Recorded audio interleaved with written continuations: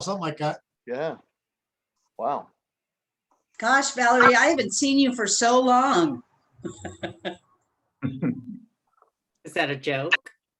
It's been a I've- long time. I know, I haven't been on the food task force meetings forever, so. Well, they have it when I do the community showers, so I don't get on that either.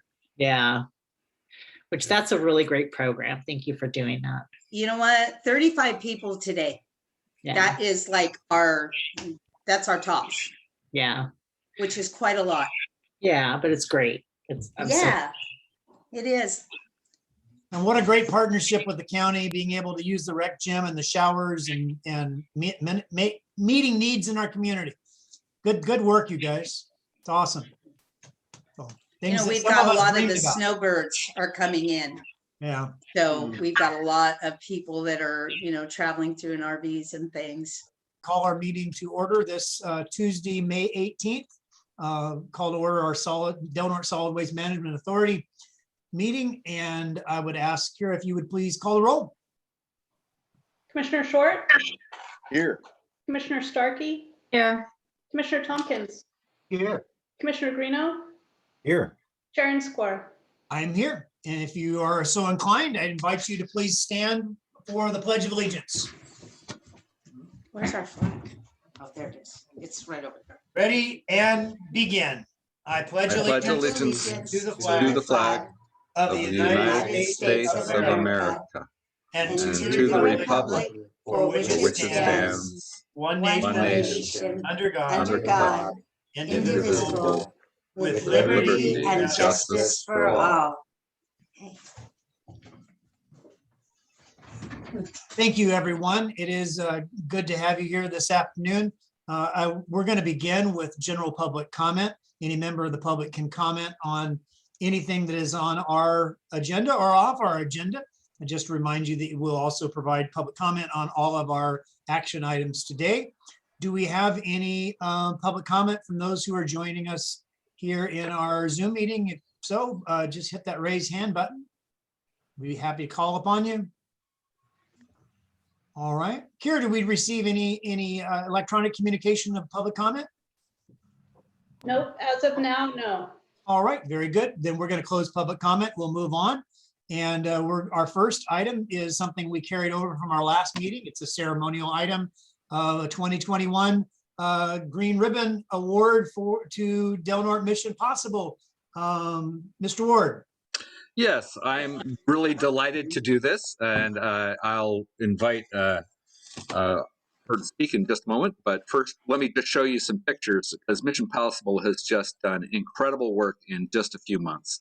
So this is a before and after shot, and you can see not only was the material cleaned up, but we've improved our focus. There's another cleanup spot, really amazing, and here's loading up. And there's the Green Ribbon Award with Daphne Cortese-Lambert there, and who has joined us. We're so happy to have you here, but we're giving you this Green Ribbon Award for outstanding environmental activism and for initiating an innovative homeless outreach program, exchanging collected trash for equipment and supplies. This project, as of last month, has already reached 300 people, but as of now, you've brought in over 6,300 pounds of material, and I was just so delighted to see those pictures, and I looked at that, and literally what I said is, yeah, we'll pay for that. Thank you so much. Well, thank you so much. Is this my spot? This where is I your can- spot. All right. Well, I just want to thank all of you so much. Community means all people working together, and Del Norte Mission Possible would like to thank the Solid Waste Management for believing in this mission, this pilot project, and helping to make it possible. We'd also like to thank the Wild Rivers Community Foundation and also the Humboldt Area Foundation, and really some amazing volunteers. I cannot begin to do any of this without community, and all of us working together is so very important. I felt like it was really important to honor the people that are making the change here in this community. So one of them here, I'm going to kind of turn my laptop around. I'd like to introduce you to Tony. And Tony single-handedly, I drive the truck, and Tony, for probably the last 2 months, has been not only going into sites and getting garbage, but he's also my primary guy who just takes at least a ton of garbage every Thursday and unloads it there by himself at the dump. So Tony, you're 6 feet away. You can take off your mask and yeah. So I would just like to give honor to Tony, who's really helping his community and giving back and making a difference. So thank you, Tony. Yay! Hey, thank you, Tony. Another valuable partner here is, can we got you? Yeah, this is Charles.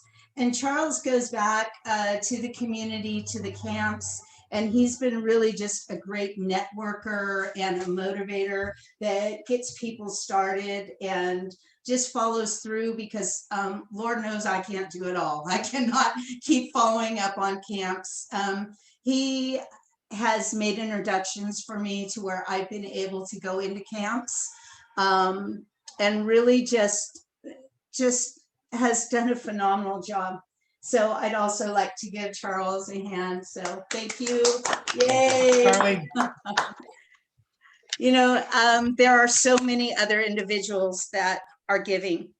And I wanted to tell you all that, you know, the garbage cleanup portion of the shelter in place outreach was birthed out of an idea that came through listening to the needs of the population we serve. It resulted in integrated solutions that work. I had no idea how well it would work.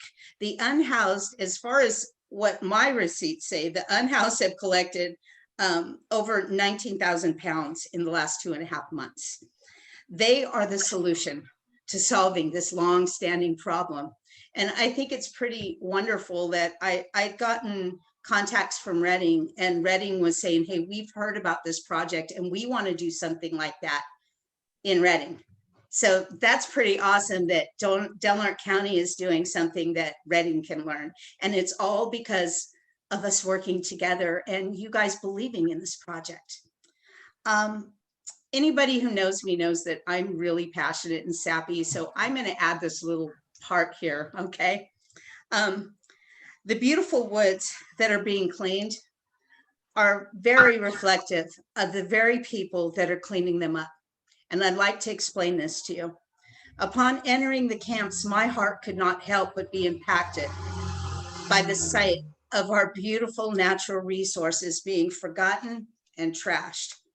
It's important to note that not all of this garbage is left by the unhoused, but often people with houses are using their camps as dump sites. Yet what is even more impactful is the sight of these woods being clean. Just like the woods, the people in the camps have been forgotten, but when we give them the tools, their natural beauty starts to shine as they are restored to purpose. I want to thank you for giving Del Norte Mission Possible the opportunity to restore our greatest natural resources of both people and the environment. The pride that is happening in people's lives as they are cleaning up these camps is unbelievable. People are getting jobs.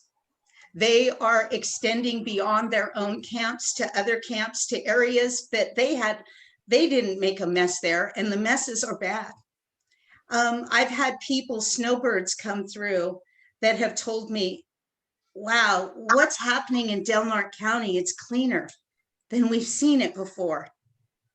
And that's all because of a partnership with you. So thank you so much for believing in this pilot project, giving it a try.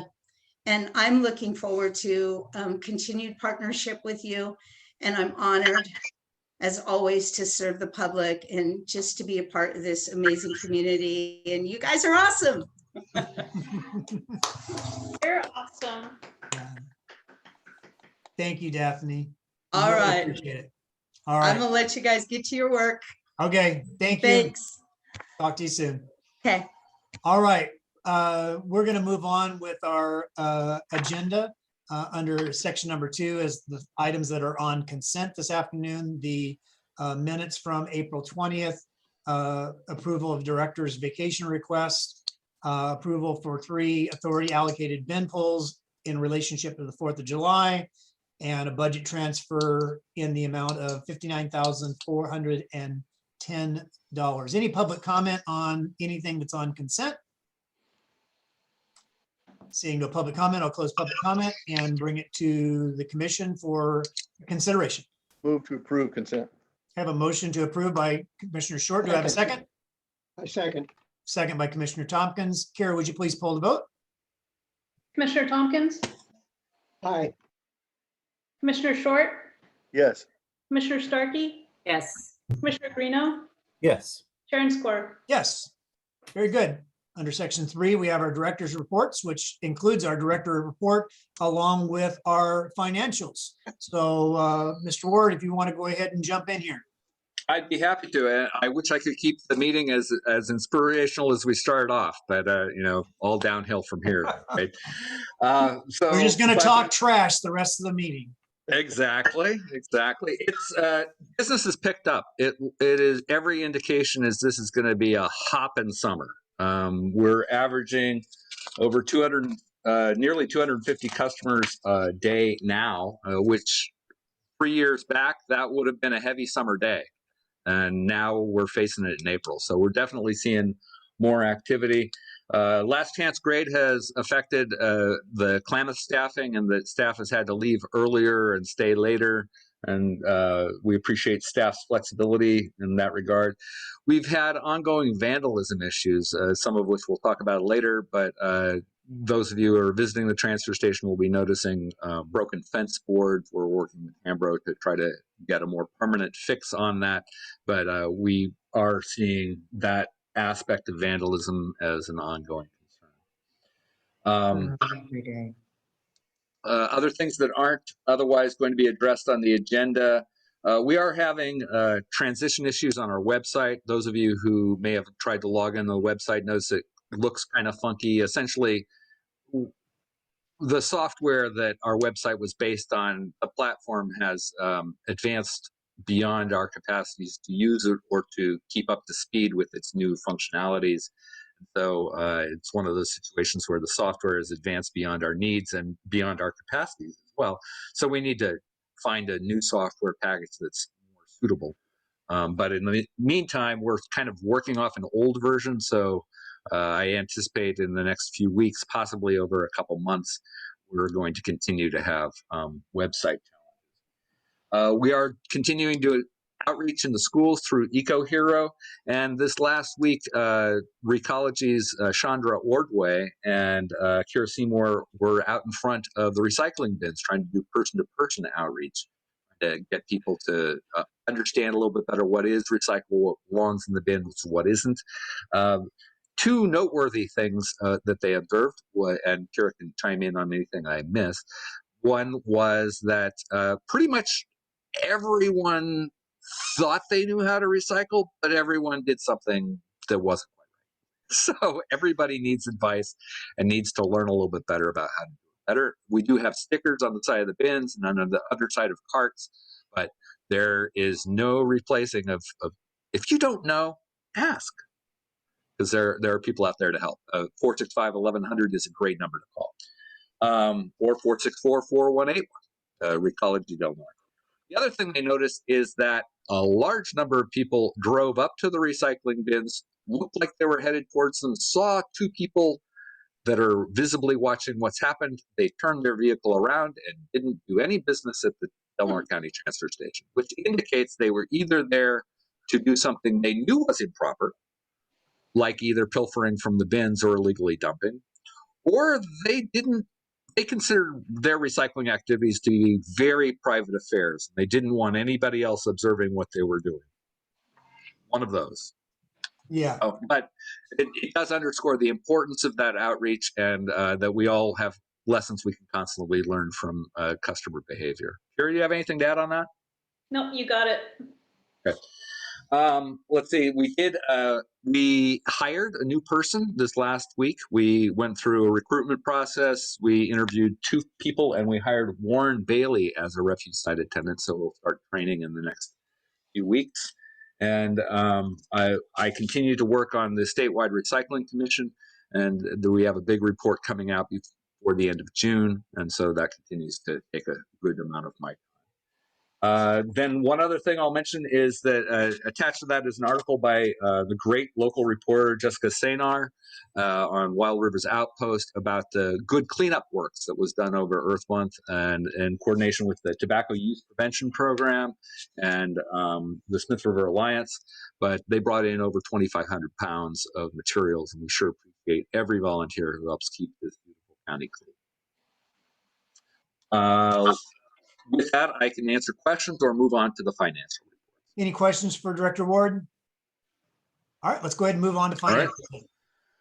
Okay, cash in the bank, we've got 1.344 million in the bank plus 198,000 for last month's rent. That's just a cash flow report. Looking at our accounts receivable, you can see the good work that Kathy Brewer is continuing to do, keeping our accounts current. You can see all of the accounts that are over 90 days overdue have either been turned over to collections or in receivership. And looking at the claims paid by director, once again, you'll see number 1, 2, and 3 expenses are our payments to Hambro WSG for the good services they provided at the Delaware County Transfer Station, our payments to the interfund cost plan for IT and personnel services through the county, and our payments for the debit and credit card machine, as of course people are using cards as an increasing fraction of their business. Finally, looking at our monthly totals, like I said, business is up. Well, that's usually what we expect come spring, but it's up even more than that. So at this point in time, we continue to be ahead of budget, both in terms of franchise fees and receipts at the Delaware County Transfer Station. So comparing to our budget right now, we're 100,000 ahead in transfer station fees and about 16,000 ahead in franchise fees. So it looks like our revenue is coming in as projected or ahead, and so our budget should be happy to answer any further. Very good. So I meant to ask a question about the vandalism. Sure. Or is this a proper time? Sure. Yeah. We're Why still not? in your report. So what's the nature of the vandalism, and what are we doing to fix that? And what can the authority do to help? Do we need more security cameras? What do we need to do to remedy this situation, since it sounds like it's been happening for a little while? Well, thank you for asking, and it's always a concern, and we always try to work out what the best option is. And I've been conversing with Joel Wallen about this, and essentially it looks like one of the neighborhood residents, oops, I've gone blank. Am I accidentally sharing my screen? No, you're still there. No. You're good. Okay. It appears that one of the local neighborhood residents is practicing their judo skills and kicking in a fence post. And to me, the best way to prevent that in future is to add a third member. So it's much harder to actually kick through a fence post. Right now, they've got a top and a lower member. And so I've offered to provide those resources as a partnership to get this repair to be a little bit more permanent. But essentially, Hambros has been waiting for this. They want to do the repair once. And what they're saying is day after day after day, there's a few more boards broken. They try to keep up, and they'll go through, they'll say, oh, I just got to fix this. And they'll fix it. And then a few more day goes by and a few more boards are broken. So they're a little frustrated and trying to come up with a permanent fix. We've offered supplies to make a permanent fix, but they just haven't found the moment to do so. They have submitted a report to the sheriff's office, and we've seen a small decline in the number of boards broken, but it continues to be a problem.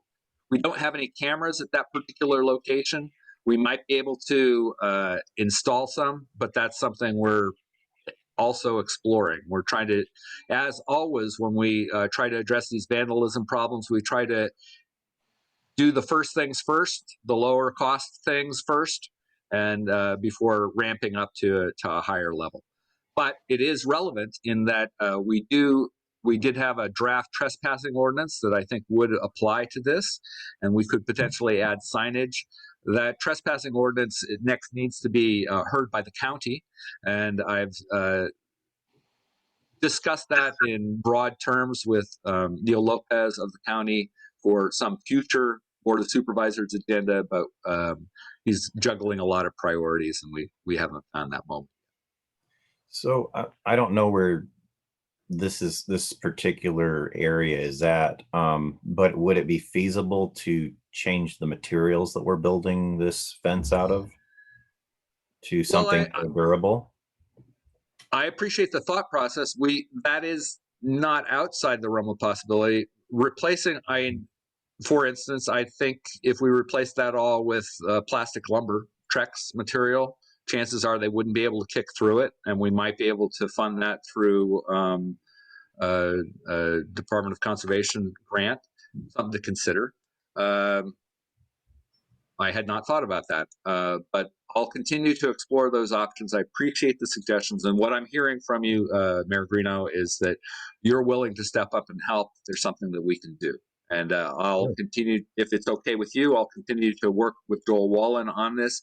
And if there's a way that we think we can bring extra resources to come to a more permanent fix, we'll come back and ask. Is that okay? Absolutely. Thank you. Good idea. Thank you for that. Any questions about any of the finances that Mr. Ward went over with us? I think I would like to, and this again, I'm not sure I'm in being entirely appropriate here, but are we keeping track of the cost to the authority of this cooperation we're doing with Mission Possible? Mission Possible? Thank you. We are, and that's a really good question because one, we really want to support this program, and two, it's the kind of program that is a big potential avenue of abuse, and so that's a concern, and it's something that we watch very closely. We've tried to partner with Hambro on this. So, for instance, Hambro is willing to essentially they waive their fees and we waive our fees for the first 2 tons. And at this point, Mission Possible is bringing in over a ton a week. So essentially, the first half of the month we're splitting it with Hambro, and then the last half of the month we're paying the bill.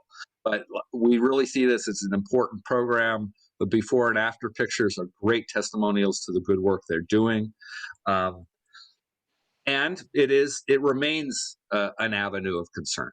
Anytime you're setting up a publicly visible avenue where I don't need to list all of the different ways this potentially could be abused. I can only say that we've regularly discussed them, both amongst ourselves and with Ms. Lambert. And I believe that we're all aware of those potential avenues of abuse, and we're watching as carefully as we can. That doesn't mean that there's not going to be any abuse, but we really want to keep that to a minimum to make sure that the good benefits of this program continue. That said, it is a lot of tonnage. And so we are hoping that in time that tonnage diminishes as the cleanups proceed. But in general, if this material is really being cleaned up from the forest where otherwise it wouldn't be cleaned up, then it's a bargain to work with Mission Possible to get it out.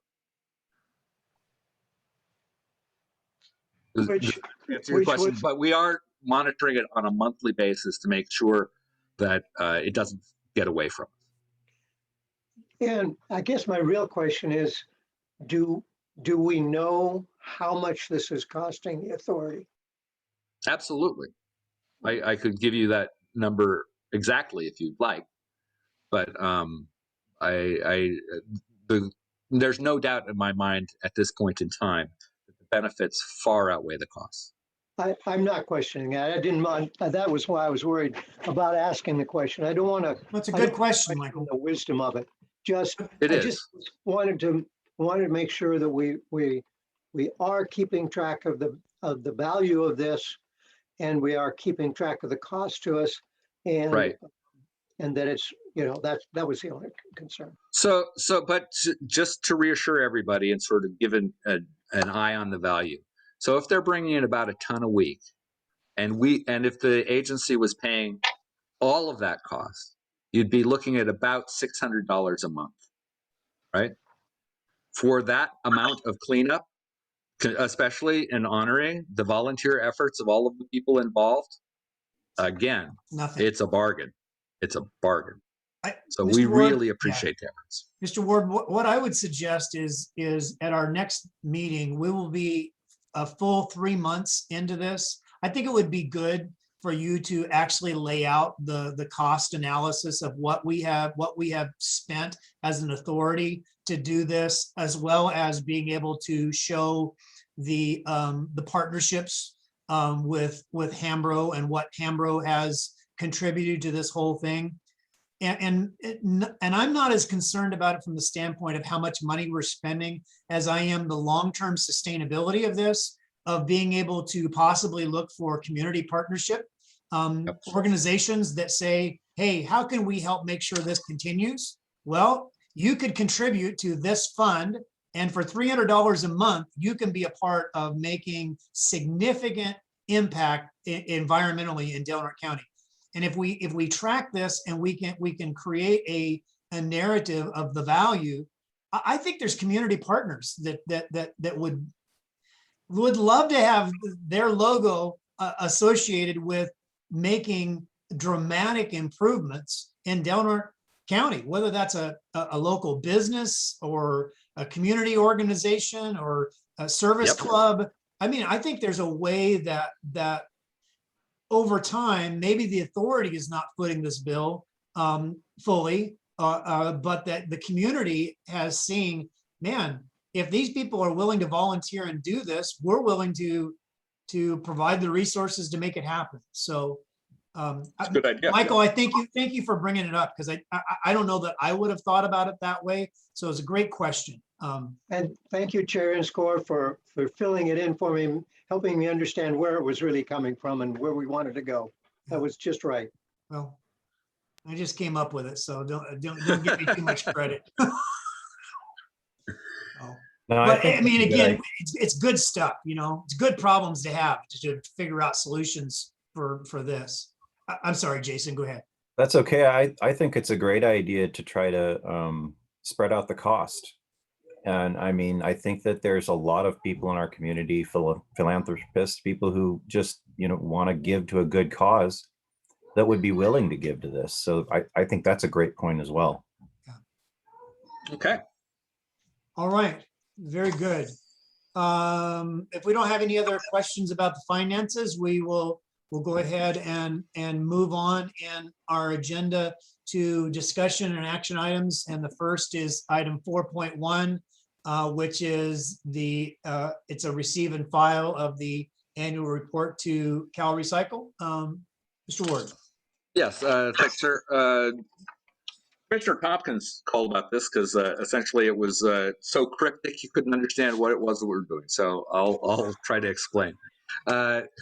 As the liabilities associated with landfills have accumulated, especially in private hands, there have been increasing laws over time to require that owners of landfills document the liabilities of that ownership and documenting that they have resources available to repair any damage that may be caused by either flooding events or earthquakes or what they call non-water events. And so we've had to produce post-closure maintenance estimates. And essentially you come up with your post-closure maintenance costs by looking at your assessed projected annual maintenance costs under a worst case scenario, and you multiply it times the number of years you have remaining on your closure plan. Normally that would be 30. As we've discussed we've applied to have that reduced. It's currently reduced to 16, but as we were assessing for last year, the number we used in this case was 17. So bottom line is that the liability associated with the Crescent City landfill currently is $2,683,824 in 2020 dollars. And that is a red mark that's taken off of the county's books and put onto the authority's books. And that's one of the functions of this agency, is to take care of that liability. The other number that gets updated is, like I said, what happens if there's a disaster and how much might that cost. So we had to go through the possible disaster scenarios, assess what those might be able to cost in terms of repair. And so the higher estimate is $589,966. So these are numbers that go into reports to Cal Recycle, and then to some extent they're considered in our annual audits. So it's just part of the work we do, but giving you an update, because it is useful to consider that while we do have, for instance, we had an earlier report that we had 1.3 million in the bank. So that needs to be taken in light of, we have a $2.6 million liability. So I just wanted to comment on the post-closure multiplier. Thank you so much for putting that in. I know that we ask for it every year, and there's a limitation on that, right? What's the Well limitation spotted. on that? Yeah, it's 15. So we're at 16. So we'll be able to get one more reduction, assuming that they approve it as they have in the past. And then we'll be locked at 15 for Okay. the rest of the time. And the reason why they have that is so that you don't say that your liability goes to zero, because you always need to have some resources available. Plus, even though this is how the liability is calculated, under law, we're responsible for maintaining the landfill as long as it potentially poses a threat to water quality. As an unlined facility, I anticipate that there will never be an end date to that. Okay. But the 15 years still is sort of an arbitrary number because of that, which means that when we get to 15, there's nothing wrong with us lobbying our state legislators to consider advocating for a change at Cal Recycle to make that 10. I never shy away from advocating what makes sense for our community. And if there's consensus among the board, I will definitely carry that forward. Well, thankfully, staff has been proactive in this area, and we will hopefully soon be in that position. Yeah. To move forward to advocate for a better position. So that's a good point. Yeah. Okay. Anything else on that? So it is a receive and file. No action is required unless the board sees anything wrong. Okay. We'll then move on to under collections. We have 5.1 an acknowledgement of Salvatore Coniglio as the new CEO of Recology. Anything that you want to say about that, Mr. Ward or Jeremy? I'll welcome Jeremy to say anything he'd care to, if he's still there. He's Okay, there. I just had to find my unmute button. It disappeared on me. Salvatore Coniglio took over for Michael San Giacomo here on January 1st, and I had failed to bring that to the board's attention, so I apologize for that. January was a rough month for me. So he has came in. He has a large background in the waste industry, and is an extremely knowledgeable guy with some really amazing visions, and we're really excited to have him. And we're sad to see Mr. San Giacomo go, but he's been around for a long time, and at 70 something, he wanted to retire, so I couldn't blame him for that. But we've got some great things coming with our new CEO. We're really excited to have him, and it's going to be a great addition and for us to move forward. So we're really, like I said, we're real happy to have him. All right, great. Thanks, Jeremy. You bet. All right, we're going to move on to item 6.1 under their transfer station items, and it is a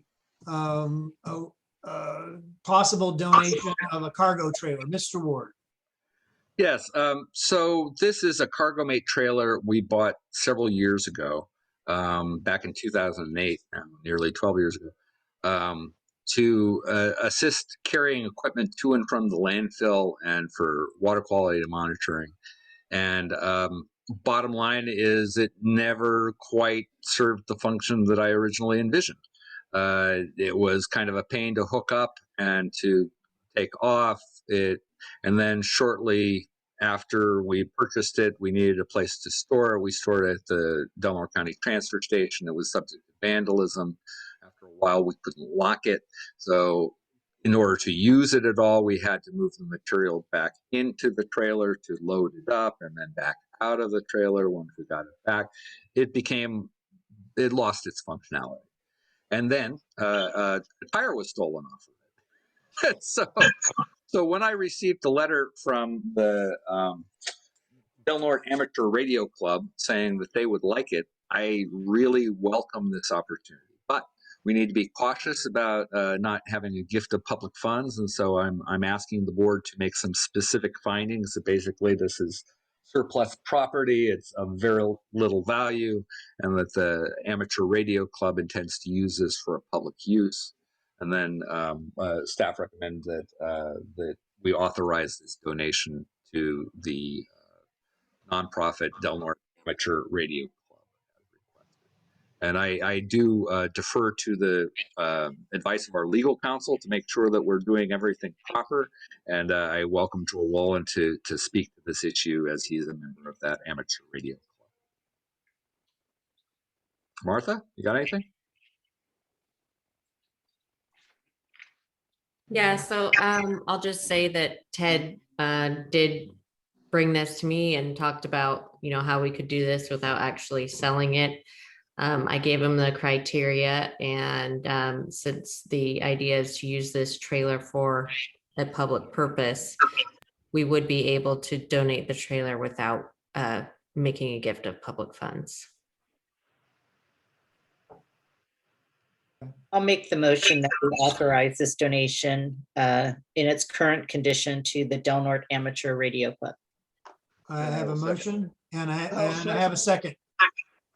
And I'd like to speak to it just for a moment. I know Christy Lynn Rust, who's part of that, and I know the work they do.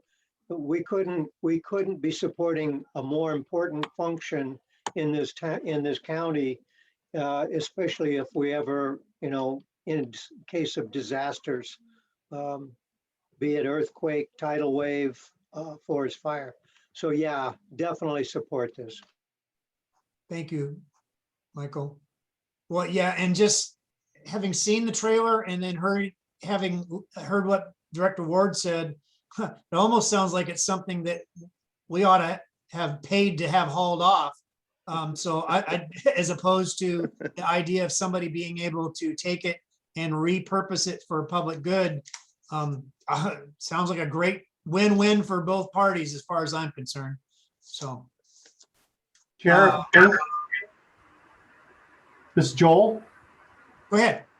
Yeah, on behalf of the Ham Radio Club, we if you pass this, we can guarantee you that we're going to make this thing shine again.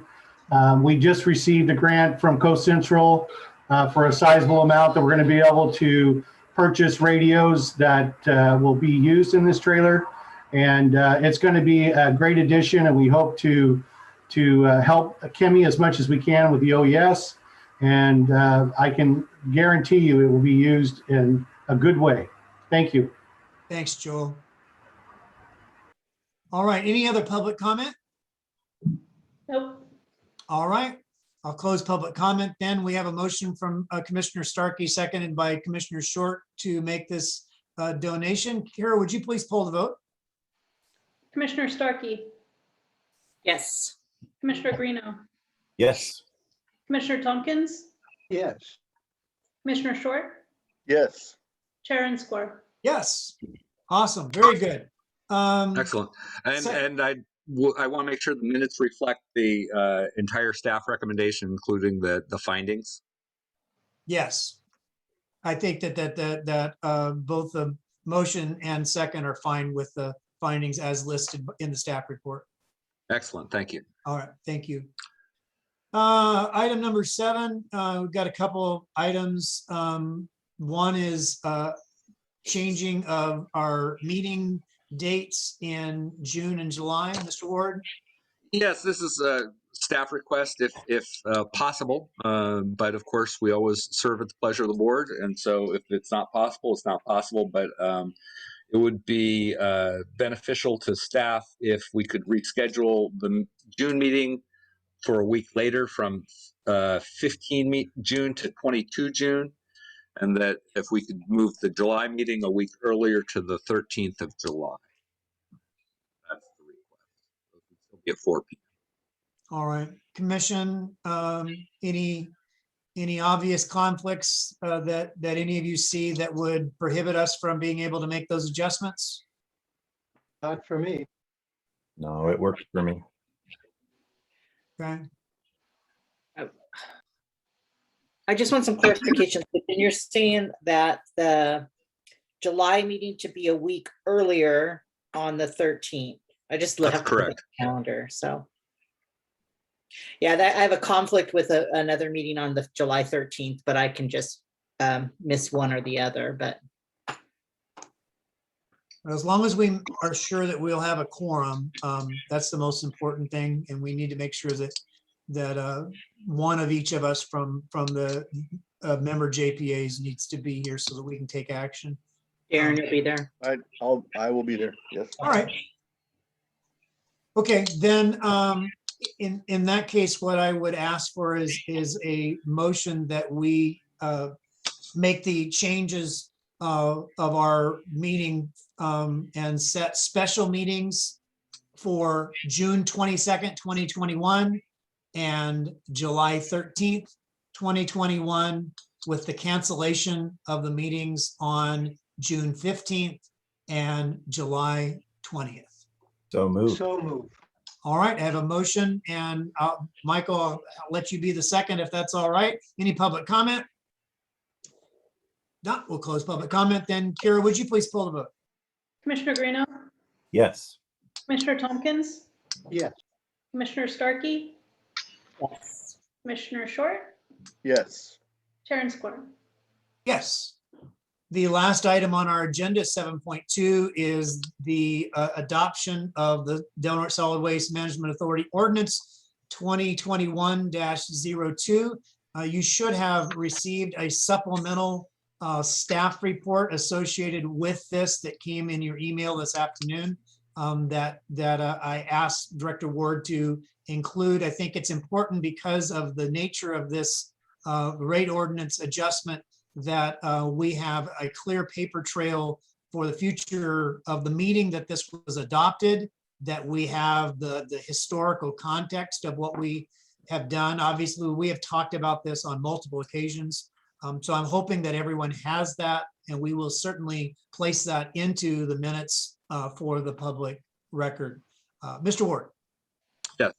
Thank you, Chair and Score. So this is a continuation of the draft ordinance that you saw at the last meeting and that has since been presented to the City Council and the Board of Supervisors. They didn't have any additional comments to the, no, I'm sorry, that I was confusing things. They've reviewed the budget. This ordinance does not need to be reviewed by the Council or the Supervisors. Sorry for introducing that confusion. This rate ordinance does incorporate all of the changes that were embodied in Change Order 20 with Recology that was negotiated over several months, and Change Order 30 with Hambro WSG, which was negotiated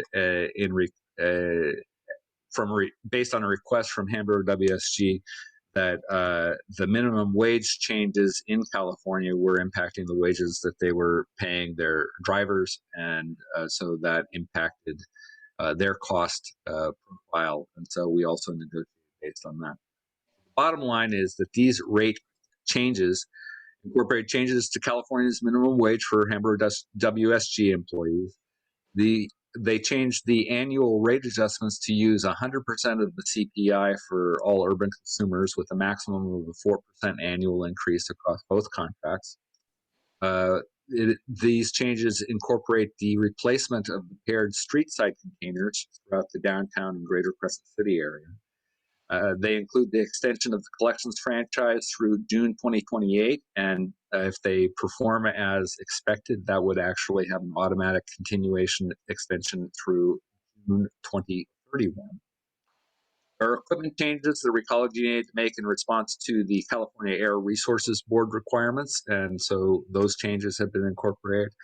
There was an introduction of an extra bag service for residential subscription customers. So if you have a cart and you have more trash than you can fit in that cart, you can put a bag next to that cart, and there will be an automatic additional charge added to. So that's a new service that was not previously available. And then we did a major restructuring of the collection rates. Restructuring incorporated a recycling processing fee and marketing fee into the rate calculations for recycling services. We established basic service charges for cart collection customers with additional fees for larger recycling carts.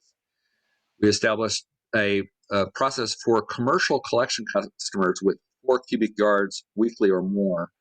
We made it easier for them to comply with the mandatory commercial recycling requirements by adding a weekly recycling cart for just an additional $5.20. And then the other rate changes incorporated into this ordinance include an adjustment of the minimum charge at the Del Norte County Transfer Station. It'll stay at $8, but instead of being $8 for 100 pounds, it'll be $8 for the first 80 pounds. And then we also adjusted the minimum charge at Gasky and Klamath, raising it from $9 to $10. So all of those changes are incorporated into this rate ordinance that you see before you and the associated rate sheets at the back. I'm happy to answer any questions. My question I do have one, Chair, if I may. Yes, please. So it's $8 for the first 80 pounds. What is it after that 80 pounds? It's the per ton rate. So every customer who comes into the Del Norte County Transfer Station weighs in and weighs out. And the purpose for the minimum charge is to essentially address the fact that we have a certain minimum, it costs something to open the doors. And so that's what the reason for the minimum charge. But we are very sensitive to, we have low income people as part of our community and they belong here and we welcome them. And so we take it very seriously. We don't want to raise the minimum charge unnecessarily. So it seemed like a good way to split the difference, keeping the minimum charge not increasing, but also not having it go quite as far. Perfect. Okay, thank you. Any other questions for Director Ward? All right, any public comment? All right, with that then, I would be looking for a motion to read by title only and adopt the ordinance and to read out the title prior to us voting on it, so we don't have to read the whole thing. So move. I don't have it in front of me. Well, actually, we really need to read the line of the ordinance. So I can do that. Is it the thing at the top? An ordinance of the Board of Commissioners of the Del Norte County Waste Authority. Is that what you'd like me to read out yes, loud? please. Okay. So I will move to approve an ordinance of the Board of Commissioners of the Del Norte Solid Waste Management Authority, adjusting rates for the Del Norte County, Gasky, and Klamath transfer stations, and adjusting the maximum rates for collection. All right, I have a motion. Do I have a second? And to include waiving full reading and Yes. adopting by title only. And I will second that. Okay. We don't want to read the whole thing. I will second that. Maybe put a pin in this, Director Ward, for the convenience of the commissioners for future staff reports that have that are associated with ordinances is under the recommendations. If you will spell that out or have Martha spell that out for us, then we will get it right. I Hopefully. want to offer a special thank you to Martha and Valerie and other folks who are helping us make sure that we're dotting all the I's, crossing all the T's, and following all the rules. All right, very good. All right, Kara, would you please pull the vote? Commissioner Starkey, Yes. Commissioner Greeno, Yes. Commissioner Short, Yes. Commissioner Tompkins, Yes. Chair and Squirrel. Yes, very good. We are come to the end of our agenda. We're going to adjourn our meeting and we will reconvene at a special meeting of the Del Norte Solid Waste Management Authority at 4 p.m. on June 22nd, 2021.